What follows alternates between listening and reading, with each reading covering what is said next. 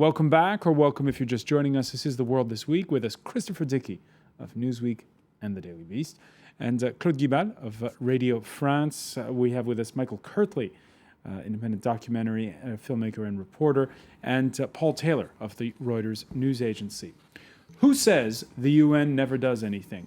Peacekeepers taking their armored vehicles to the streets of the eastern Congo city of Goma, this after using helicopter gunships to protect North Kivu's capital from rebels of the M23 movement.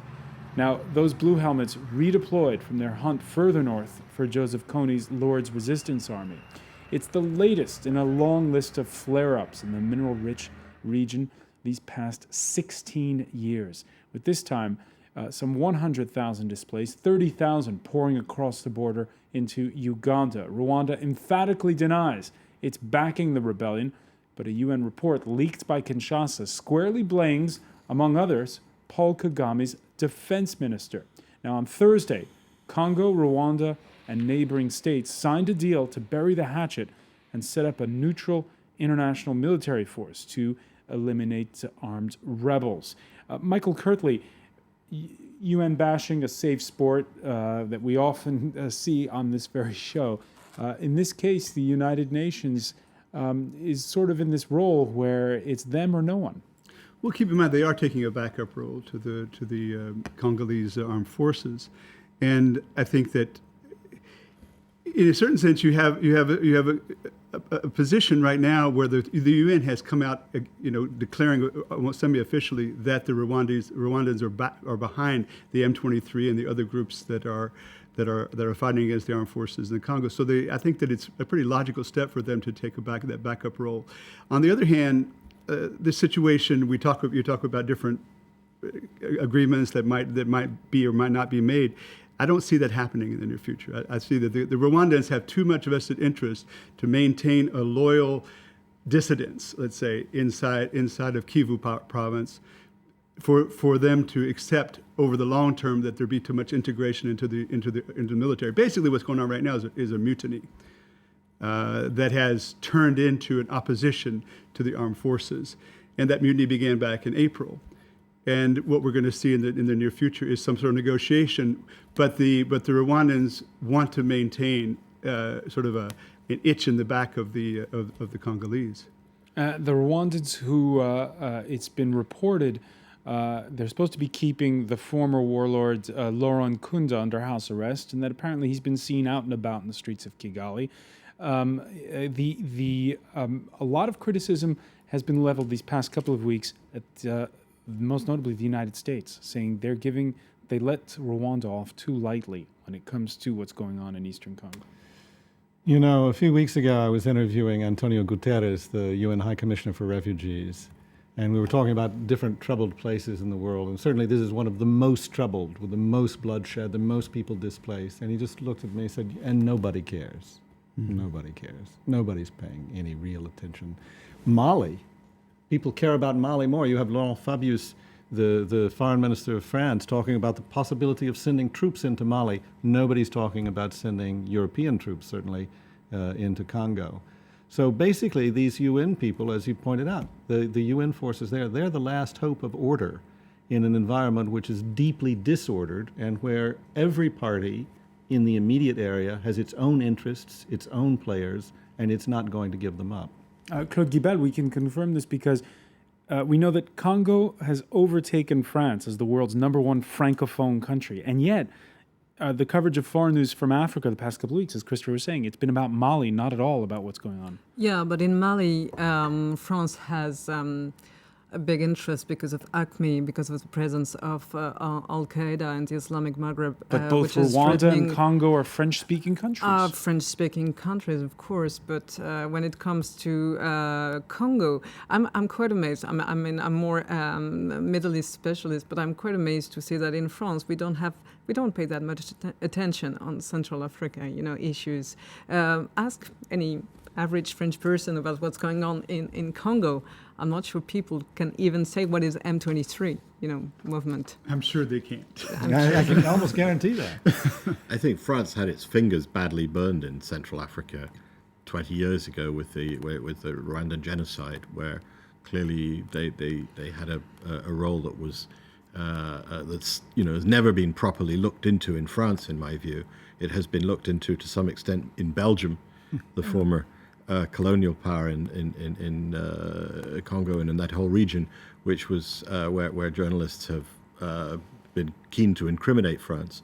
But the fact that these are French speakers is not going to make France turn into the policeman of Central Africa again. Well, and states do what they can do. I mean, they go to war in Libya because they think they can do something in Libya and achieve something. They may go to war in Mali with the same idea. I don't think they have any illusions that they can achieve anything in Congo. In the words of Jim Baker, they don't have a dog in that fight.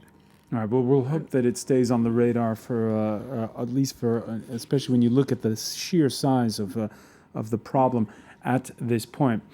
You could call the next segment The World Next Week. After Barclays' Bob Diamond, it's HSBC's Stuart Gulliver that you're going to be hearing from. He'll be apologizing next Tuesday in front of a U.S. Senate committee. It won't be about the LIBOR interest rate fixing scandal that's yet to hit Britain's biggest bank. That's over at Barclays for now. But it's about money laundering that took place at the bank between 2004 and 2010. Money laundering that took place under his predecessor's watch, Stephen Green. Green, who, by the way, happens to be the trade minister right now in the government of David Cameron. Paul Taylor, this is a story that the Reuters News Agency has been working on and quite a lot. Indeed, and it's at the moment all the dirt is coming out of the closets about the banks. It's Basher Banker Week. And next week, clearly, is it acceptable when the boss says, "I didn't know, weren't aware that there was money laundering going on our beat"? Sounds a bit like the prefect in Casablanca being shocked to find there's gambling going on in his establishment. They ought to know, and they ought to spend the money and the time and the effort on compliance to make sure that they are obeying the rules. But clearly, in an internal memo which was reported today, he said that they've doubled their spend from $200 million to $400 million on compliance with regulation. But the question is, did the banks look the other way because it was good business, and how far up the food chain did that go? But I have a question. You say $200 to $400 million on regulation. Yeah. That's nice, but that's him internally. Yeah. Shouldn't that money be spent from an outside regulator and not from inside the bank? Shouldn't it be an outsider looking into how the bank works? You should have both, of course. You should have both.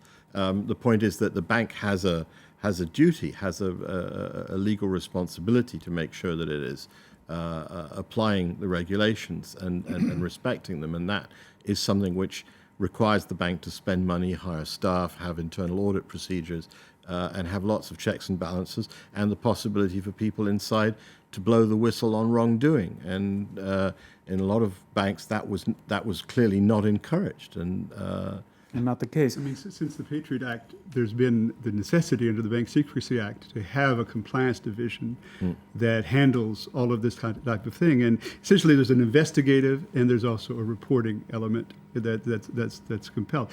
The problem with these banks is that they don't want to spend the money to do that. And we're talking... They don't want to do it at all, as a matter of fact. Well, they don't want to hurt their clients either, keeping in mind that a lot of this money, the problem is you've got trillions of dollars floating around the world. In this case, we're talking about clients who were perhaps drug dealers and Islamist extremists even, they're saying.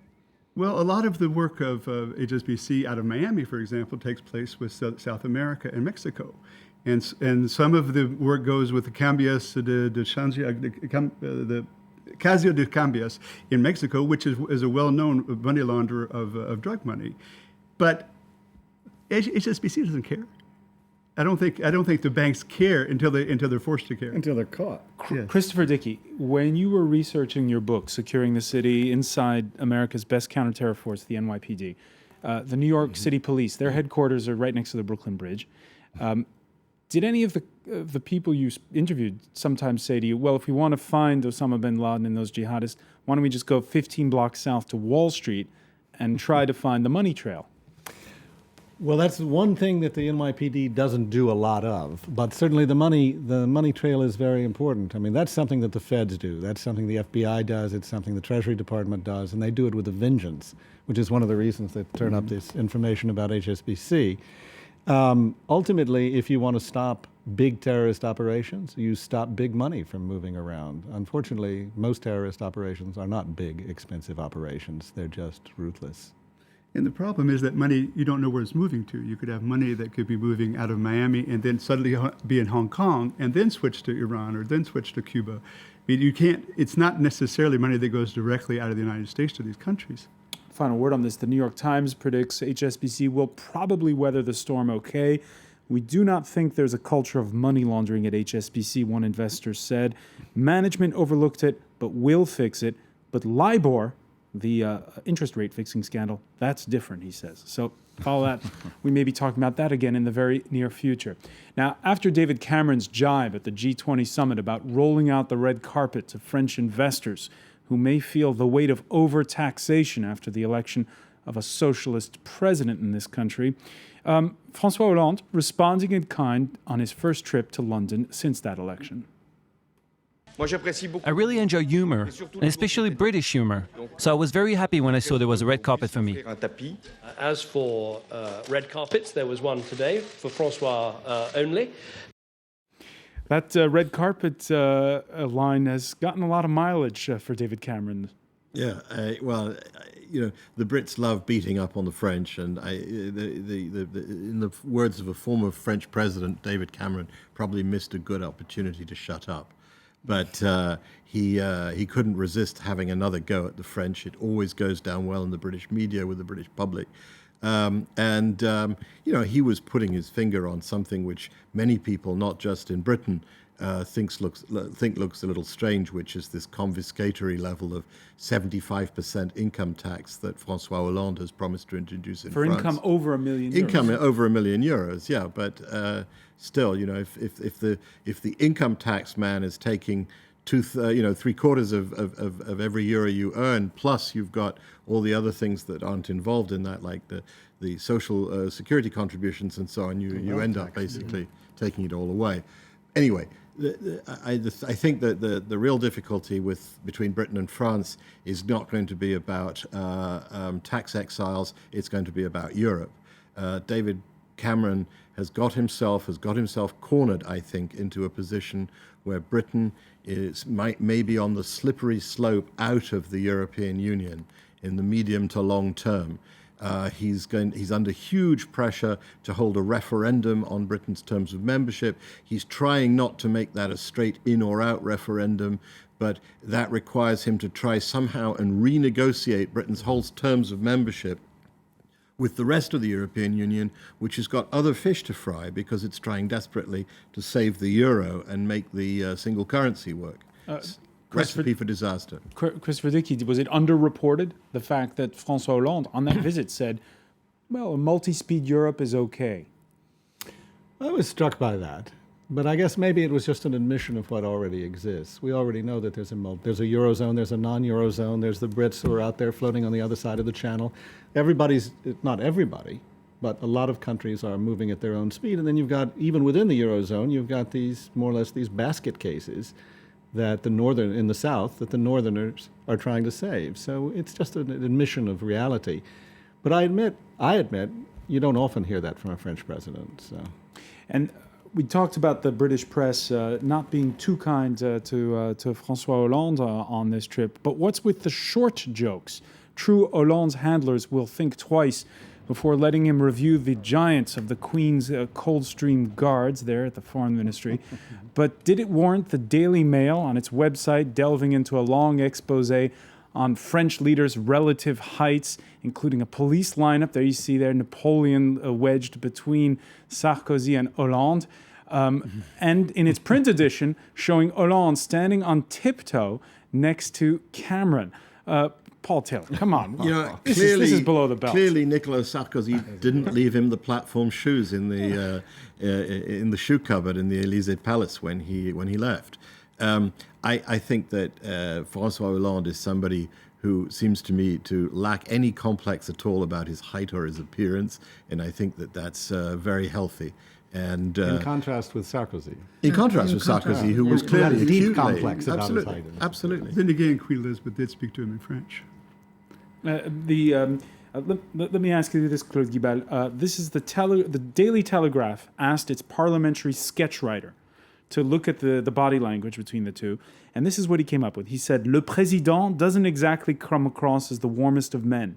He is a heavy, solemn presence, forbidding like a dark cloud. He doesn't merely stand, he looms. This is an unusual ability for a man of 5 feet 7 inches. He manages to loom even when talking to people who are taller than him." Is that the impression you have of François Hollande? We're talking about a normal president, remember. That's what it said. Well, size doesn't matter. Does it? Let's hear it for 5'7" men. Right? Yeah, no, but I mean, I think that's actually one of the striking things about him is that he has a kind of physical presence, and he doesn't seem to be complexé about his height. Yeah. Whereas we've had 5 previous years of a president who was deeply complexed about his height and who didn't loom over anybody, but seemed to be about to bounce off the walls a lot of the time. It seems that it's the British that have the complex over Hollande's height. Yeah. I think it's the British have a complex about France. Yeah, but And I you think- always think about, the shadow of Charles de Gaulle, was 2 meters. We're in a period, I think probably recessions have something to do with it as well. And in recessions, blaming others and bashing others is always sort of lets off a bit of steam. And, this is... All right, recession or no recession, as Claude Guibal says, the French leaders are either too tall or too short. That's where we'll have to leave it for now. I want to thank you, Paul Taylor, Claude Guibal, Michael Kirtley, and Christopher Dickey. Thank you for being with us here in The World This Week.